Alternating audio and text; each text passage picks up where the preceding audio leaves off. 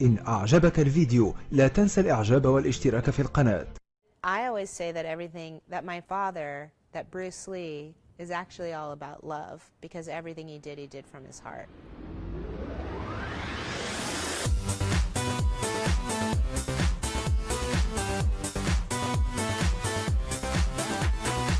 There are so many different ways in which I have grown my relationship with my father, even though he's not here. He died when I was 4. So, of course, I was very young. But the memory that I have of him that is very clear is his presence, what it was like to have his attention and his love and his focus. That feeling has nurtured me throughout my life, even though I only had him for 4 years. It grounded me. It sort of gave me a way of looking at the world. It's powerful. And yes, I mean, my mom always said that the way he was in his films, the way he was in interviews, was the way he was. Like, that's the man. That way of speaking, that intensity, that poetic essence, the energy of him, that's how he was. On camera, off camera, at home, with friends, teaching, filming. That was his goal, really, which is total integration, like to be who you are fully all the time, no matter what your setting. I mean, you gotta put the whole hip into it and snap it and get all your energy in there. I didn't train in martial arts after my father died when I was a kid growing up. But as I got older, there was a part of me that wanted to train because that was a way for me to know him. 1,000 punches with the right, 1,000 punches with the left, you know. He would keep, like, you know, ran 1 mile, 6.5 minutes, cycled to Black Belt magazine. Lou Alcindor called, that's Kareem Abdul-Jabbar, before he changed his name. You know, punch 500 times with the right, 500 times with the left. These are just his different business cards. He had a lot of different ones. This is an artifact that my father had made. It's a miniature headstone. It's super heavy. Running water never grows stale, so you gotta just keep on flowing. I mean, I really started to really gain some good depth into his philosophy in my late teens and early 20s. Now that I'm much older, I have that same desire of integration and authenticity in my life. I just want to keep working on who Shannon Lee is and move through the world more authentically and more easily as time goes by. I ultimately feel like my mission is one of service, which is why running these businesses works for me. I'm not so interested in business. I'm more interested in spreading this message because I think it has value to humanity. We're a mission-based company. Like, we have a message that we believe in.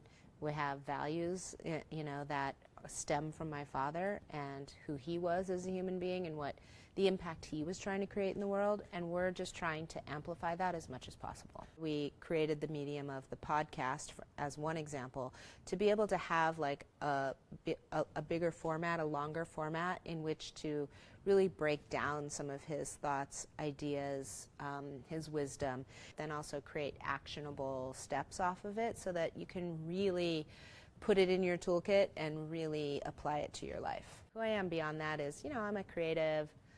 I'm a joyful person. I love to just laugh. I am, right? And be connected with people and read and write. My favorite quote is one that is not as well known. The medicine for my suffering I had within me all along. For me, that really helped me at a time in my life when I was really suffering, which was after my brother's death. And it was a very dark time, and I was in a lot of pain for a lot of years. It says you have the power within you. You know, you don't have to wait for somebody else to hand it to you or somebody else to tell you the secret code, you know, to the universe. Like, you have the ability, if you look for it, if you can shift your perspective a little to, you know, just to the left a tiny bit, like a whole nother world opens up. So that's my favorite quote. in the United States, I think something about the Oriental, the true Oriental should be shown. Hollywood sure as heck hasn't.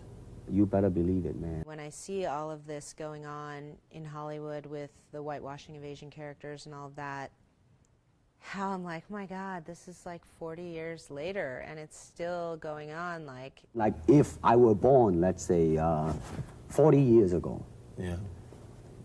If I have a thought in my mind, I said, boy, I'm going to star in a movie or star in a television series in America. Well, that might be a vague dream, but I think right now, maybe, man. Things change and they don't change, right?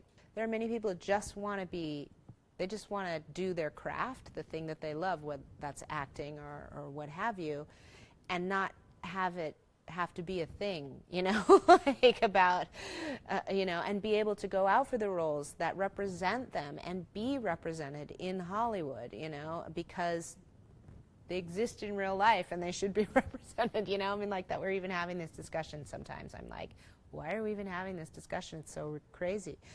But, you know, it's the same thing. My father came up against it then too. Like he didn't get cast in Kung Fu, the TV series, because he didn't think a Chinese man could carry a lead role on a TV series. And even today there aren't that many, you know, Asians that are in leading roles in TV. And so it's just sort of mind-blowing. And unfortunately, such thing does exist in this world, you see, like, I don't know, certain part of the country, right?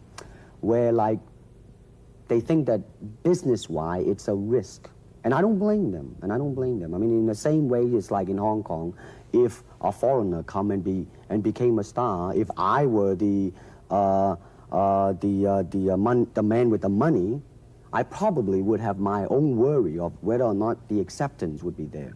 But that's all right, because if you honestly express yourself, it doesn't matter, see? we want to have a whole host of amazing Asian characters and things in our projects as well, and so I'm just hoping to have some impact by continuing my father's message and my father's legacy, so that there's not this really shallow, one-dimensional view of Bruce Lee as that kung fu guy who's super cool.